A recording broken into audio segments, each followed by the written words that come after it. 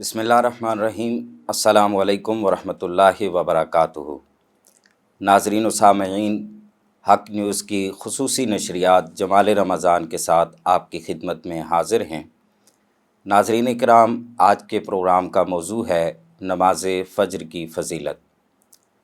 سامعین اکرام، اکثر دیکھنے میں آیا ہے کہ رمضان المبارک میں ہم تقریباً تمام ہی نمازوں کا اہتمام کرتے ہیں، لیکن جو ہی رمضان المبارک کا مہینہ اپنے اختتام کو پہنچتا ہے تو جو پہلا دن آتا ہے عید الفطر کا، یکم شوال کا، اسی دن سے ہماری نمازیں چھوٹنا شروع ہو جاتی ہیں، جبکہ ان تمام تر نمازوں میں بالخصوص نماز فجر اور نماز عشاء جو ہے، ان میں بہت زیادہ کوتاہی دیکھنے میں آئی ہے۔ نماز فجر کی بہت زیادہ فضیلت ہے۔ آقا کریم رؤوف الرحیم صلی اللہ علیہ وآلہ وسلم نے ارشاد فرمایا کہ جو شخص رات کے اندھیرے میں چل کر مسجد کو آتا ہے، اللہ تعالیٰ اس کے لیے جنت میں جو ہے وہ روشنی کا اہتمام فرمائیں گے، میدان محشر میں اس کے لیے روشنی کا اہتمام ہوگا۔ تو یہ جو آقا کریم کا ارشاد مبارک ہے، یہ نماز فجر ہی کے لیے ہے۔ پھر آقا کریم رؤوف الرحیم صلی اللہ علیہ وآلہ وسلم نے فرمایا کہ جو شخص طلوع آفتاب سے پہلے اور غروب آفتاب سے پہلے نماز ادا کر لے، اس کے لیے جنت کی بشارت ہے۔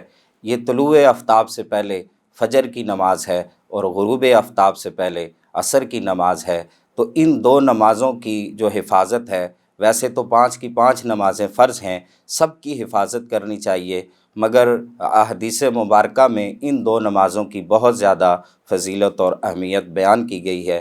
حتیٰ کہ آقا کریم رؤوف الرحیم صلی اللہ علیہ وآلہ وسلم نے فرمایا کہ فجر کی جو 2 سنتیں ہیں، یہ دنیا و ما فیہا سے بہتر ہیں۔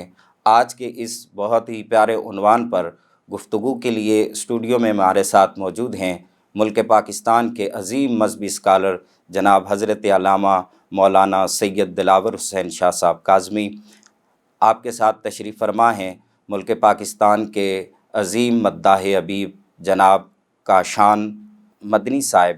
میں ہر دو مہمانوں کا شکریہ ادا کرتا ہوں کہ انہوں نے اپنی گفتگو مصروفیات میں سے ہمیں وقت عنایت فرمایا۔ گفتگو کا سلسلہ شاہ صاحب سے شروع کرتے ہیں۔ شاہ جی، یہ جو اکثر دیکھنے میں آیا ہے کہ ہم رمضان المبارک میں ہمارے جو معاملات ہوتے ہیں، بالخصوص عبادات کے، ان میں ہم یکسوئی کا مظاہرہ کرتے ہیں اور بڑی توجہ سے ہم نمازیں بھی پڑھتے ہیں، تلاوت بھی کرتے ہیں، لیکن جو ہی رمضان المبارک کا مہینہ گزرتا ہے تو ہمارے یہ معاملات آہستہ آہستہ ترک ہونا شروع ہو جاتے ہیں۔ تو میں چاہوں گا کہ آپ اس چیز پہ روشنی ڈالیں، وہ کون سے امور ہیں، وہ کون سی باتیں ہیں کہ جنہیں ہم رمضان المبارک میں اپنا کر سال بھر کے لیے اپنی جو ایک روٹین ہے اس کو ٹھیک کر لیں۔ بسم اللہ الرحمن الرحیم۔ علامہ کیسر قریشی صاحب، آپ کا حق نیوز کا شکریہ۔ آج ایک دفعہ پھر ہم آج یہاں پہ حاضر ہوئے ہیں۔ آپ کا بڑا ہی خوبصورت سوال ہے۔ وجہ یہ ہے کہ ہم جب رمضان المبارک کے مہینے میں روزے رکھتے ہیں تو ہمارے ذہن میں ایک روٹین ہوتی ہے کہ رمضان آ گیا، بہار آ گئی اور اس کا جو سیل مزہ ہے وہ لوٹ لو، باقی رمضان ختم ہو گیا تو مزے بھی ختم ہو گئے۔ حالانکہ ایسا نہیں ہے۔ بہت ساری باتیں ایسی ہیں کہ جن کے اندر ہم بحیثیت ایک قوم تربیت چاہتے ہیں، ہماری قوم کی بھی تربیت ہو، ہمارے بچوں کی بھی تربیت ہو، خاندان کی بھی تربیت ہو، کہ رمضان ہوتا کیوں ہے، آتا کیوں ہے، اللہ تعالیٰ نے یہ نعمت ہم پہ نازل کیوں کی ہے۔ اس کا بنیادی اور بڑا مقصد یہ ہے کہ جب بندہ پورے سال میں اللہ تعالیٰ کی بندگی میں اور اللہ تعالیٰ کی اطاعت میں کمی کا شکار ہوتا ہے تو وہ سال پورا جو ہے اپنی اصلاح سے جو ہے وہ بالکل غافل رہتا ہے۔ جب رمضان شریف آتا ہے تو اس کے سامنے ایک تو اپنی زندگی کی گزشتہ سال کی پوری پکچر ہوتی ہے، زبردست قسم کا اللہ تعالیٰ کی بندگی کرنے والا روزے دار وہ ہے کہ جو ہی رمضان شریف آتا ہے تو وہ اپنے نفس کی اصلاح کرے کہ پچھلے رمضان سے لے کے اس رمضان تک درمیان میں نے کتنی غلطیاں کی ہیں، کتنی کوتاہیاں کی ہیں میری پرسنالٹی میں، میرے مذہبی تشخص میں کتنی جو ہے وہ کمی بیشی رہ گئی ہے۔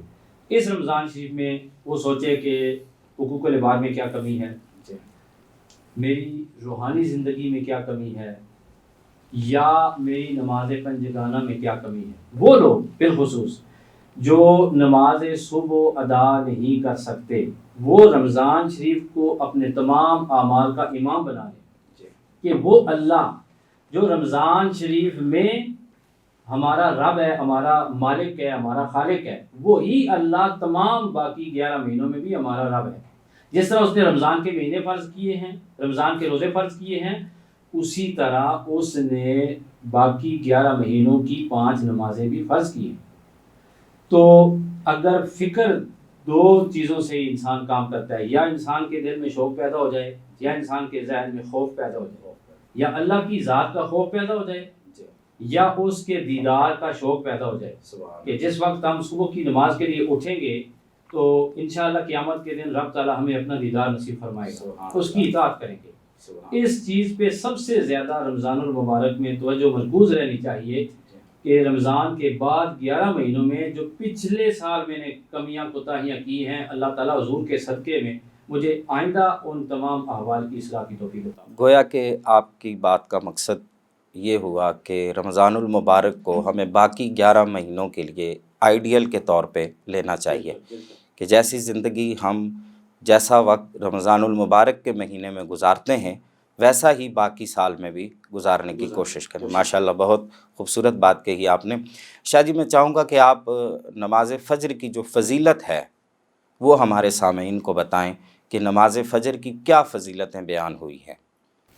نماز فجر کی فضیلت کے حوالے سے اگر ہم احادیث کا تعداد کے اعتبار سے احاطہ کریں تو میرا نہیں خیال کہ ہمارے لیے ممکن لا تعداد احادیث اور قرآن مجید کی آیات بینات موجود ہیں۔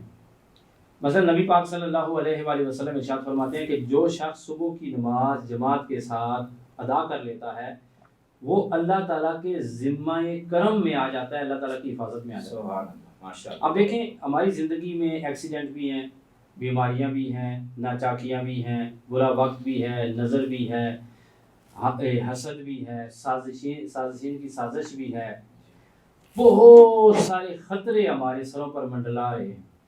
پاکستان کے حالات آپ کے سامنے ہیں، اس دور جدید کے اندر کتنی خرابیاں معاشرے میں پیدا ہوئی ہیں۔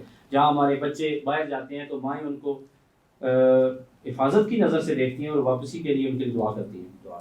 اس حدیث کی روشنی میں ہم اللہ تعالیٰ کی حفاظت کے حصار میں آ کر مطمئن زندگی گزار سکتے ہیں۔ یعنی کہ اس فتنے کے دور میں کہ جب کوئی بندہ اپنے گھر سے آج اس ملک میں باہر نکلتا ہے تو اس کو یہ شورٹی نہیں ہوتی کہ وہ واپس خیر وفیت سے گھر پہنچے گا کہ نہیں، تو ایسے میں اگر بندہ نماز فجر ادا کر لے تو اللہ رب العزت کی طرف سے یہ اس کو ایک شورٹی دی گئی ہے کہ وہ اللہ کی جو ہے وہ حفاظت میں ہوگا۔ ماشاءاللہ۔ اور دوسری میں یہاں پہ ایک حدیث کوٹ کرنا چاہوں گا، مختصراً متفق علیہ حدیث ہے کہ بعض لوگ پوری رات عبادت کرتے ہیں لیکن ان کو یہ تو شورٹی نہیں ہوتی کہ ان کی عبادت قبول ہوگی، لیکن نبی صادق نبی مکرم صلی اللہ علیہ وسلم نے ارشاد فرمایا جو شخص عشاء کی نماز جماعت کے ساتھ پڑھ لیتا ہے اور صبح کی نماز جماعت کے ساتھ پڑھ لیتا ہے، اللہ تعالیٰ ساری رات جاگ کر عبادت گزار کے برابر اس کی قسمت میں، اس کے نامہ اعمال میں عبادت کا ثواب لکھ دیتا ہے۔ سبحان اللہ۔ اب دیکھیں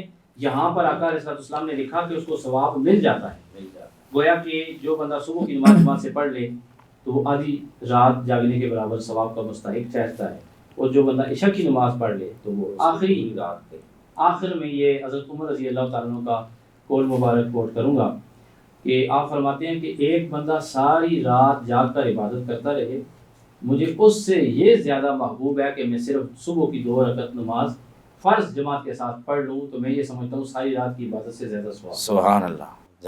جناب امیر المومنین حضرت عمر فاروق رضی اللہ تعالیٰ عنہ کہ جن کی اقتداء کا کریم نے فرمایا کہ ان میں سے جن کی اقتداء کرو گے تو یہ تم ہدایت پا جاؤ گے۔ اللہ اکبر، یہ ہدایت کے ستارے ہیں، روشن ستارے ہیں۔ کیا خوبصورت بات کہی شاہ جی آپ نے۔ اب پروگرام میں وقت ہوا چاہتا ہے نعت شریف کا۔ ہمارے ساتھ ملک پاکستان کے عظیم مداح ابیب محمد کاشان مدنی صاحب آپ تشریف فرما ہیں۔ آپ کی بارگاہ میں گزارش کروں گا کہ بارگاہ رسالت مآب صلی اللہ علیہ وسلم میں اپنی حاضری پیش فرمائیں۔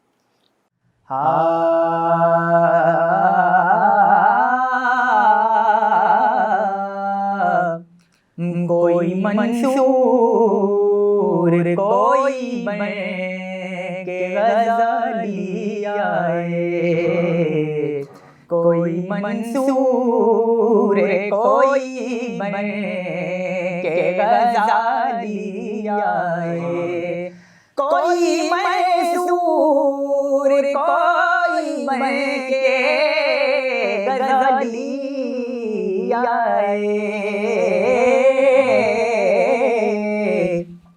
ان کے دربار سے ہو کر جو سوالی آئے، ان کے دربار سے ہو کر جو سوالی آئے، ان کے دربار سے ہو کر جو سوالی آئے، ہو میرے بس میں تو میں دل میں بٹھا لوں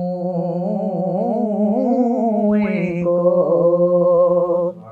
ہو میرے بس میں تو میں دل میں بٹھا لوں ان کو، کہ چوم کر جو میرے سرکار کی جالی آئے، چوم کر جو میرے سرکار کی جالی آئے، اور ان کی رحمت کو تو یہ بات گوارا ہی نہیں،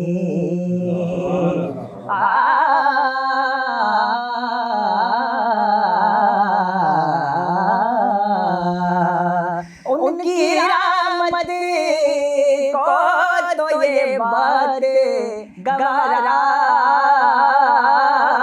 ہی نہیں، کہ ان کی چوکھٹ پہ کوئی جائے تو خالی آئے، ان کی چوکھٹ پہ کوئی جائے تو خالی آئے، بات ان پر جو چھوڑ دیتے ہیں، بات ان پر جو چھوڑ دیتے ہیں، دل شکستہ وہ جوڑ دیتے ہیں، اور کہ جود و کرم کا کیا کہنا، لاکھ مانگو کروڑ دیتے ہیں، چوم کر جو میرے سرکار کی جالی آئے، اور ان کا جلوہ تو ہے موجود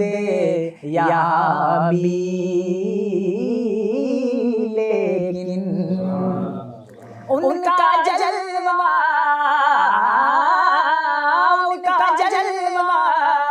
تو ہے موجود یہاں بھی، لیکن کہ کوئی لے کر تو نظر دیکھنے والی آئے، کوئی لے کر تو نظر دیکھنے والی آئے، کوئی منصور کوئی بن کے غزالی آئے، کوئی رومی کوئی جامی تو کوئی بن کے غزالی آئے، ان کے دربار سے ہو کر جو سوالی آئے، ان کے دربار سے ہو کر جو سوالی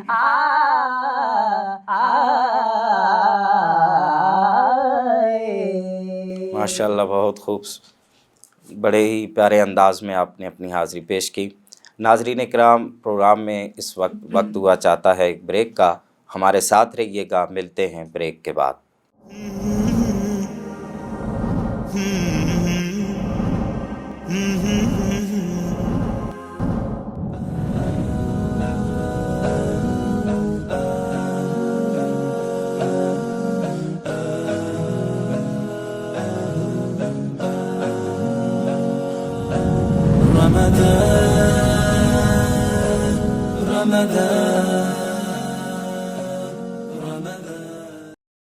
ناظرین کرام، پروگرام میں ایک بار پھر آپ کو خوش آمدید کہتے ہیں۔ گفتگو کا انتہائی پیارا سلسلہ جاری تھا۔ شاہ صاحب، جیسے کہ آپ نے نماز فجر کی فضیلت کو بیان کیا، میں چاہوں گا کہ آپ ہمارے سننے والوں کو بتائیں کہ یہ جو صبح سویرے جاگنا ہے، اس جاگنے کے کیا فوائد ہیں؟ علامہ صاحب، ہم جو اس وقت جس سیلاب کا شکار ہیں وہ بڑا خطرناک سیلاب ہے کہ میڈیا کے تھرو، اب میڈیا کے مختلف پلیٹ فارمز ہیں، الا ماشاء اللہ ہماری نسلوں کو نئے جدید دور میں مغربی کلچر سے روشناس تو کرایا جاتا ہے، لیکن ہمارے پاکیزہ ترین مشرقی کلچر جس کا تعلق مدینہ پاک سے ہے، جس کا تعلق نبی پاک صلی اللہ علیہ وسلم سے ہے، اس کلچر سے ہمیں متعارف نہیں کرایا جاتا۔ اب آپ دیکھتے ہیں راجہ بازار چلے جائیں، کسی شہر کی کسی مارکیٹ میں چلے جائیں، پتہ چلتا ہے جی 9 بجے نہیں آنا، آپ نے 10 بجے نہیں، 11 بجے، اسلام آباد تو ہمارا 12-1 بجے جو کہ دکانیں کھلنا شروع ہوتی ہیں۔ صبح جاگنے کے فوائد جو ہیں وہ اگر ہم اسلام کی روشنی میں سن لیں اور سیکھ لیں، اور ہمارا جو پرائم منسٹر ہے وہ اگر قوم کو امپلیمنٹیشن کے لیے حکم دے، تو میں یہ سمجھتا ہوں کہ ہمارے معاشی حالات خود ہی ٹھیک ہو جائیں اور پاکستان میں کوئی بھی غریب نہ رہے۔ جو ہمارے کاروباری لوگ ہیں وہ بھی پریشان ہیں، جی آج کام نہیں ہوا، آج یہ نہیں ہوا، آج وہ نہیں ہوا۔ نبی پاک صلی اللہ علیہ وآلہ وسلم کے ایک صحابی ہیں حضرت سعد رضی اللہ تعالیٰ عنہ، آپ ارشاد فرماتے ہیں، آقا علیہ السلام نے ارشاد فرمایا، اللہم بارک لامتی فی بکورہا، او کما قال رسول اللہ صلی اللہ علیہ وسلم، اے الہ العالمین میری امت کی صبح میں برکت عطا فرما۔ اللہ اکبر، سبحان۔ حضرت سعد رضی اللہ تعالیٰ عنہ خود فرماتے ہیں کہ میں نے دیکھا نبی پاک صلی اللہ علیہ وآلہ وسلم جب قافلوں کو روانہ فرماتے تو صبح سویرے ان کو روانہ فرما دیتے تھے۔ کہتے ہیں میں نے تجارت شروع کی، بڑا غریب تھا، تو میں نے بھی آقا علیہ السلام کا فرمان سنا تھا، خود اس فرمان کے راوی حضرت سعد رضی اللہ تعالیٰ عنہ ہیں۔ کہتے ہیں جی کہ میں نے کیا کام کیا، میں نے کہا اللہ برکت دے گا، ہے بھی غریب ہوں، کاروبار شروع کر دیا ہے۔ کہتے ہیں وہ تھوڑا تھوڑا جو مال تھا نا، مال تجارت، وہ میں بجائے ڈیلے ہو کر روانہ کرنے کے، میں نے صبح سویرے آقا علیہ السلام کی سنت کے مطابق بھیجنا شروع کر دیا۔ کہتے ہیں تھوڑے ہی عرصے کے اندر اللہ تعالیٰ نے مجھے خوشحال بھی فرما دیا، مالدار بھی بنا دیا۔ سبحان اللہ، یعنی وہ سویرے جاگنے کی برکات ہیں۔ دیکھیں یہ فوائد میں سے ایک فائدہ ہے، اور بہت سارے اور جو فائدے ہیں ان میں سے آپ دیکھیں، جو بندہ صبح سویرے جاگے گا اس کے چہرے پہ چمک ہوگی، نور ہوگا، اور ہمارے پاس وقت کافی کم ہوتا ہے، اس میں یہاں پر ایک چیز ایڈ کر دوں کہ میں نے مطالعہ کیا تو بہت سارے مغربی اور مشرقی مفکرین نے مل کر ایک نتیجہ نکالا کہ صبح صادق کے بعد طلوع آفتاب تک، جب تک سورج کی پہلی کرن نکلتی ہے، اس وقت تک جو ہوا چلتی ہے وہ اتنی طاقتور، اتنی پاکیزہ، اتنی روحانی، اتنی صحت بخش ہے کہ جو بندہ اس وقت صرف جاگ جاتا ہے، رب تعالیٰ اسے 100 بیماریوں سے نجات عطا فرما دے۔ سبحان اللہ، گویا کہ سویرے جاگنا جو ہے یہ جہاں ہمارے معیشت کو بہتر بنانے کے لیے کرامت ثابت ہو سکتا ہے، وہاں ہماری صحت کے لیے، ہماری جسمانی صحت کے لیے بھی اچھا ہے۔ کیا خوبصورت بات کہی۔ میں چاہوں گا کہ اس کے ساتھ ساتھ آپ یہ بھی بتا دیں ہمارے سننے والوں کو کہ سویرے نہ جاگنے کے جو نقصانات ہیں یا نماز فجر ترک کرنے کے جو نقصانات ہیں وہ کیا کیا ہیں۔ اس حوالے سے میرے ذہن میں ایک حدیث آئی ہے، نبی پاک صلی اللہ علیہ وسلم نے ارشاد فرمایا کہ رحمت ہو جائے اس پر جو بیوی اپنے خاوند کو صبح کی نماز کے لیے جگاتی ہے، اللہ اور اللہ کی رحمت برسے اس خاوند پر جو اپنی بیوی کو صبح کی نماز کے لیے بیدار کرتا ہے۔ اور ایک حدیث میں یوں ہے کہ اگر کوئی خاوند اپنی بیوی کو صبح کی نماز کے لیے جگائے، اٹھ اٹھ نماز پڑھ، جی اٹھ بندی ہے اللہ کی بندی ہے، اٹھ نماز پڑھ، سبحان تو وہ کیا کہ وہ جی آگے سے کروٹ بدل کے سو جائے۔ اب یہ نماز کے لیے جا رہا ہے، دروازے میں گیا تو بیوی نہیں جاگی، پھر واپس پلٹا، واپس پلٹ کے بیوی کو جلاتا ہے، اٹھ نماز کا وقت ہو گیا ہے، اور پھر حضور فرماتے ہیں اس پر پانی چھڑکتا ہے تاکہ وہ جاگے۔ تو اس عمل پر رب کو اتنی محبت آتی ہے کہ اپنی شان کے مطابق ان دونوں پر ہنستا ہے، سبحان مسکراتا ہے۔ مسکراتا ہے اللہ۔ اب دیکھیں جو میاں بیوی ایک دوسرے کو جگاتے ہیں انہیں مکین گنبد خضرا کی دعا کا فیض مل رہا ہوتا ہے، سبحان اللہ۔ اور جو سوئے رہتے ہیں، کیا بات، اور دوسرا جو انعام ہے کہ انہیں اللہ محبت سے دیکھتا ہے۔ اللہ اکبر۔ اور اس کا عکس دیکھیں کہ جو سوئے رہتے ہیں وہ حضور کی دعا سے محروم رہتے ہیں صلی اللہ علیہ وسلم، اور جگانے والوں پر، جگانے والیوں پر اللہ تعالیٰ کتنی رحمت کرتا ہے، محبت۔ تو جو نہ جگائیں، خود بھی سو جائیں، وہ رحمت سے مارو، اور بیویاں بھی سوئی ہوئی ہوں، صبح کی نماز نہ پڑھیں، اور بچے بھی سوئے ہوں، ان پر اللہ کتنا غضبناک ہوتا ہو۔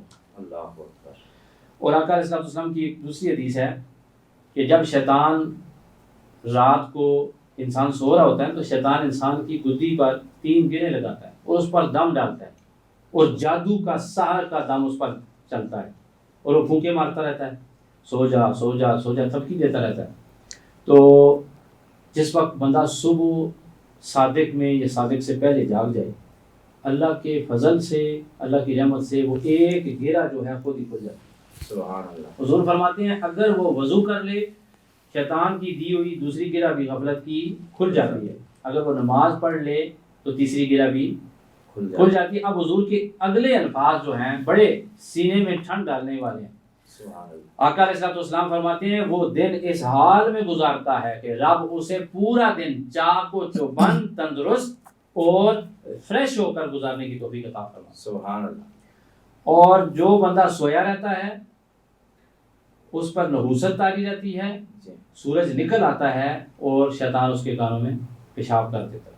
جیسے کہ ہمارے ہاں بزرگوں کا بھی طریقہ رہا ہے، سلف صالحین کا بھی طریقہ رہا ہے، ان کی تعلیمات بھی یہی ہیں کہ وہ جب بھی کوئی کام شروع کرتے تو صبح سویرے شروع کرتے۔ ان کا اب بھی جاگنے کا جو معمول ہوتا ہے وہ سویرے کا ہی ہوتا ہے، شاید اسی لیے ان کے اوقات میں بھی برکت تھی کہ اپنی تھوڑی سی زندگی میں جتنے کام وہ کر جاتے ہیں، شاید آج کے دور میں ہمیں ناممکن لگتا ہے۔ ایسے ایسے بزرگ ہیں کہ جن کی زندگی کی جو فقط تحریریں ہیں، ان تحریروں کو بندہ اگر پڑھنا شروع کر دے تو ہماری زندگیاں گزر جائیں، ان کی تحریریں ختم نہیں ہوتیں۔ تو وہ زندگیاں اتنی ہی تھیں، تو اب سمجھ آتی ہے کہ انہوں نے اپنے وقت کے اندر برکت انہوں نے کیسے حاصل کی، اور وہ برکت کا حصول ایسے ہی ہے کہ وہ سویرے جاگا کرتے تھے۔ امام غزالی کو دیکھیں نا، 55 سال کی عمر پائی لیکن اتنا کچھ لکھ کے۔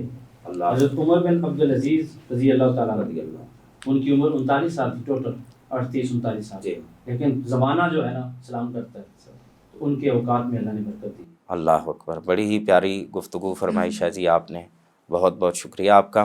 میں اب وقت ہوا چاہتا ہے پروگرام میں ایک نعت شریف کا، میں اپنے مہمان نعت خان سے گزارش کروں گا کہ آپ بارگاہ رسالت مآب صلی اللہ علیہ وآلہ وسلم میں اپنی حاضری پیش فرمائیں۔ اپنے تو پھر اپنے ہیں، غیروں نے بھی مانا ہے، بے مثل نبی کو ہر ایک نے جانا ہے، ہر لب پیرا کی عظمت کا ترانہ ہے، ایک میں ہی نہیں ہوئے پر قربان زمانہ ہے، ایک میں ہی نہیں ہوئے پر قربان زمانہ ہے۔ ایک میں ہی نہیں پر قربان زمانہ ہے، ایک میں ہی نہیں پر قربان زمانہ ہے، ایک میں ہی نہیں پر قربان زمانہ ہے، جو رب دو عالم کا، جو رب دو عالم کا محبوب یگانہ ہے، جو رب دو عالم کا محبوب یگانہ ہے، ایک میں ہی نہیں پر قربان زمانہ ہے۔ کل پل سے ہمیں جس نے خود پار لگانا ہے، کل پل سے ہمیں جس نے خود پار لگانا ہے، سیدہ زہرا کا وہ بابا ہے، زہرا کا وہ بابا ہے، حسنین کا نانا ہے، زہرا کا وہ بابا ہے، حسنین کا نانا ہے، ایک میں ہی نہیں پر ہوں شاہ مدینہ کی میں پشتے پناہی میں،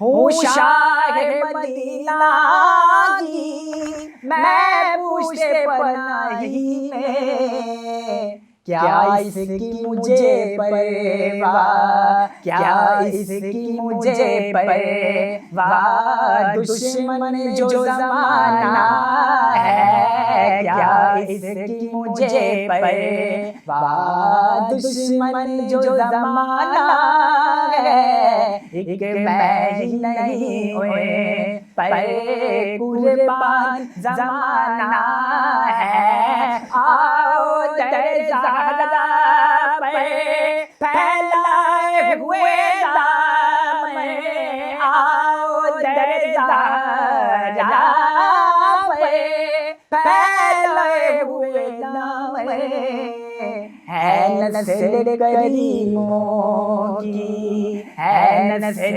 کریموں کی، لجپال گھرانہ ہے، نسل کریموں کی، ہے نسل کریموں کی، لجپال گھرانہ ہے، ایک میں ہی نہیں پر قربان زمانہ ہے۔ ماشاءاللہ، بہت خوب، ماشاءاللہ۔ ناظرین کرام، اسی کے ساتھ ہمارے آج کے پروگرام کا وقت ختم ہوا چاہتا ہے۔ میں اپنے دونوں مہمانوں کا دل کی اتھاہ گہرائیوں سے ایک بار پھر شکریہ ادا کرتا ہوں۔ آخر میں یہی پیغام جو آج کے پروگرام کے حوالہ سے ہے کہ آپ خود بھی اور اپنے بچوں کو بھی فجر کی نماز کے لیے جگانے کا معمول بنائیں۔ جس طرح رمضان المبارک میں سویرے جاگتے ہیں، ساری زندگی باقی سال کے جتنے بھی ایام ہیں ان کو اسی طرح سے گزارنے کی کوشش کریں۔ اللہ تعالی ہم سب کو عمل کی توفیق عطا فرمائے۔ اگلے پروگرام تک کے لیے اجازت دیجیے۔ اللہ حافظ۔